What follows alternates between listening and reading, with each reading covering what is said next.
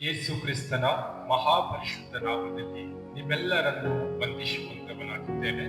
Price the lord. Shalom. ಈ ಬೆಳಗಿನ ಜಾವದಲ್ಲಿ ವಾಕ್ಯ ಓದಿಕೊಳ್ಳೋಣ. ದಾವೀದನು ಬರೆದ ಕೀರ್ತನೆ 46 1ನೇ ವಚನ ಓದಿಕೊಂಡು ಸ್ವಲ್ಪ ಧ್ಯಾನ ಮಾಡಿಕೊಳ್ಳೋಣ.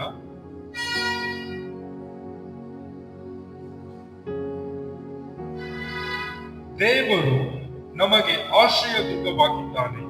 ಆತನು ಇಕ್ಕಟ್ಟಿನಲ್ಲಿ ನಮಗೆ ವಿಶೇಷ ಸಹಾಯಕನು. ಸಂದೇಶದ ಶಿರೋನಾಮೆ ವಿಶೇಷ ಸಹಾಯಕನು ಎಂಬುದಾಗಿ.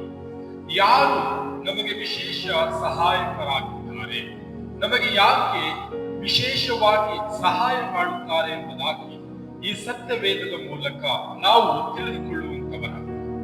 ಮೊದಲನೇದಾಗಿ ಈ ವಾಕ್ಯದಲ್ಲಿ ನೋಡುವಾಗ ದೇವರು ನನಗೆ ಆಶ್ರಯವಾಗಿದ್ದಾನೆ, ಇಕ್ಕಟ್ಟಿನಲ್ಲಿ ನನಗೆ ವಿಶೇಷ ಸಹಾಯಕನಾಗಿದ್ದಾನೆ ಎಂಬುದಾಗಿ ಈ ವಾಕ್ಯದಲ್ಲಿ ನಾವು ನೋಡುತ್ತಾ ಇದ್ದೇವೆ.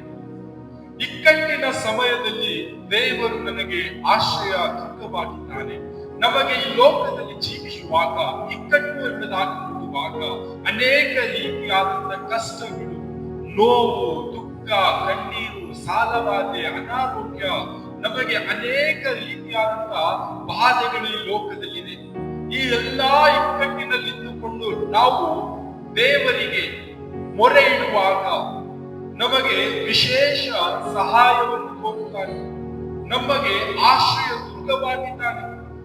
ಆ ವಿಷಯವಾಗಿ ನಮಗೆ ವಿಶೇಷವಾದ ಸಹಾಯ ತೋರಿ ನಮ್ಮನ್ನು ಆ ಇಕ್ಕಟ್ಟಿನಿಂದ ಬಿಡಿಸಿ ನಮ್ಮನ್ನು ನಡೆಸುತ್ತಾನೆ.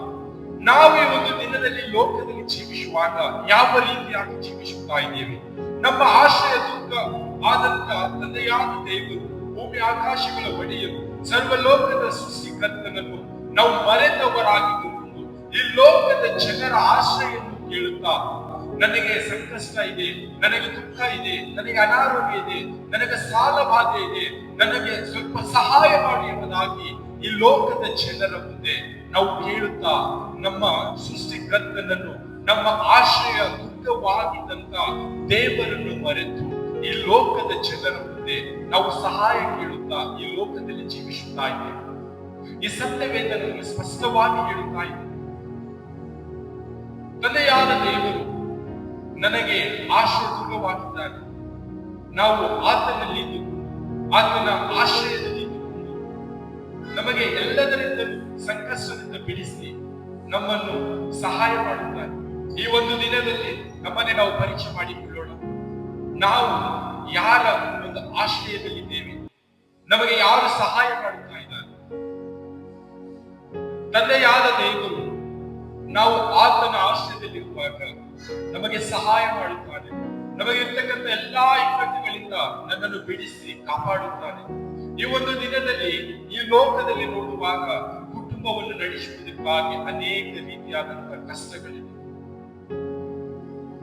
ತಂದೆ ತಾಯಿ ಮಕ್ಕಳನ್ನು ಬೆಳೆಸುವುದಕ್ಕಾಗಿ ಅನೇಕ ರೀತಿಯಾದ ಕಷ್ಟಗಳನ್ನು ಅನುಭವಿಸುತ್ತಾರೆ.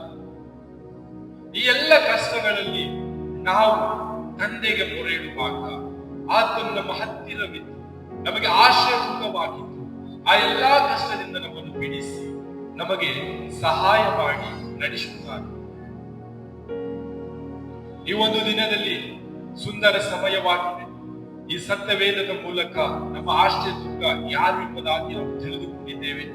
ನಮಗೆ ಆಶ್ರಯ ದುರ್ಗವಾದಂತ ದೇವರಲ್ಲಿ ನಾವು ಇದ್ದುಕೊಂಡು ನಮ್ಮ ಸಂಕಷ್ಟಗಳಲ್ಲಿ, ಇಕ್ಕಟ್ಟಿನಲ್ಲಿ ನಾವು ಮೊರೆ ಇಡುತ್ತಾ ದೇವರನ್ನು ಕೇಳುವಾಗ, ಈ ಲೋಕದಲ್ಲಿ ದೇವರನ್ನು ಕೇಳುವಾಗ ಕೋಳಿ ತನ್ನ ಮರಿಗಳನ್ನು ಯಾವ ರೀತಿಯಾಗಿ ರಕ್ಷಿಸುತ್ತದೋ, ಯಾವ ರೀತಿಯಾಗಿ ಅದು ಕಾಪಾಡಿಕೊಳ್ಳುತ್ತದೋ, ಅದೇ ರೀತಿಯಾಗಿ ತಂದೆಯಾದ ದೇವರು ನನ್ನ ಮಗಳು, ನನ್ನ ಮಗನು ನನಗೆ ಕೇಳಿಕೊಳ್ಳುತ್ತಾ ಇದ್ದಾರೆ, ನಾನು ಅವರಿಗೆ ಆಶ್ರಯ ದುರ್ಗವಾಗಿದ್ದೇನೆ, ನಾನು ಅವರಿಗೆ ಸಹಾಯ ಮಾಡಬೇಕೆಂಬುದಾಗಿ ತಂದೆಯಾದ ದೇವರು ನಾವು ಕೇಳುವಾಗ, ನಾವು ಕುಗ್ಗಿದಾಗ, ನಾವು ಬಿದ್ದ ಸ್ಥಳದಲ್ಲಿ, ನಾವು ಸೋಲಿನಲ್ಲಿದ್ದಾಗ, ನಾವು ಇಕ್ಕಟ್ಟಿನಲ್ಲಿರುವಾಗ ದೇವರು ನಮ್ಮನ್ನು ಸಹಾಯ ಮಾಡುತ್ತಾರೆ, ನಮ್ಮನ್ನು ಕಾಪಾಡುತ್ತಾರೆ, ನಮ್ಮ ಕೈ ಹಿಡಿದು ನಮ್ಮನ್ನು ಮೇಲೆ ಎತ್ತುತ್ತಾರೆ.